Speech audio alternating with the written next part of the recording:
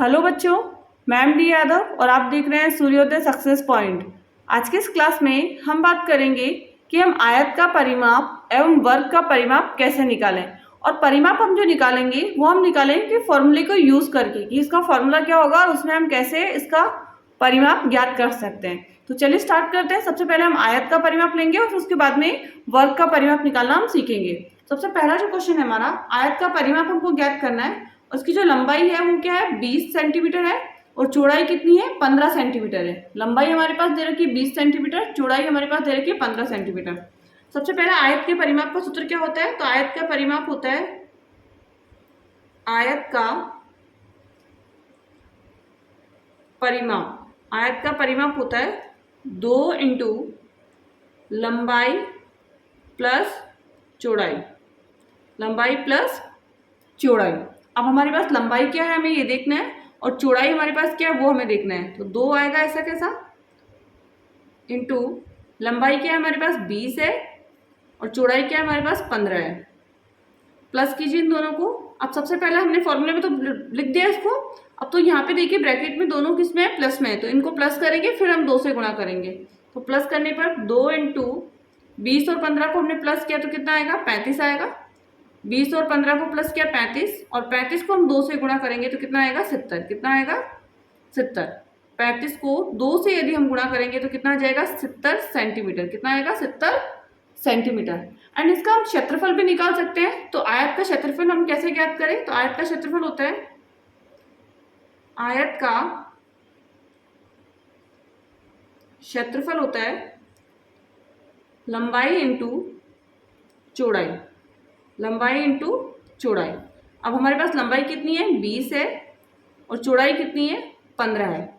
दोनों को गुणा करेंगे, 20 को 15 से करेंगे तो 15 का 0, 15 दूनी 300। कितना आया, 300 आ गया। लेकिन जो क्षेत्रफल निकलता है वो स्क्वायर में आता है, वर्ग इकाई में आता है। तो यहाँ पर सेंटीमीटर है तो सेंटीमीटर स्क्वायर हम लगाएंगे, सेंटीमीटर स्क्वायर हम लगाएंगे। अब इसके बाद में आयत का परिमाप निकालना हमने सीख लिया, आयत का क्षेत्रफल हम कैसे निकालते हैं वो भी हमने सीख लिया। अब हम क्या करेंगे कि हम वर्ग का परिमाप कैसे निकालें और वर्ग का क्षेत्रफल हम कैसे ज्ञात करें। तो चलिए वर्ग का परिमाप निकालते हैं और वर्ग का क्षेत्रफल हम निकालते हैं। वर्ग का परिमाप हमको ज्ञात करना है तो सबसे पहले इसकी जो लंबाई दे रखी है, भुजा जो दे रखी है वो कितने है, 20 सेंटीमीटर। भुजा कितनी है, 20 सेंटीमीटर। वर्ग है, वर्ग की जो प्रत्येक, क्योंकि इसकी सारी भुजाएं क्या होती है, बराबर होती है, तो एक भुजा हमको दे रखी है 20, तो सारी कितनी होगी, 20। अब इसका जो सूत्र होता है कि वर्ग का परिमाप हम कैसे निकालें, तो होता है वर्ग का परिमाप बराबर 4 इंटू भुजा, 4 इंटू भुजा। और 4 क्या है, इंटू भुजा कितनी है, 20 है।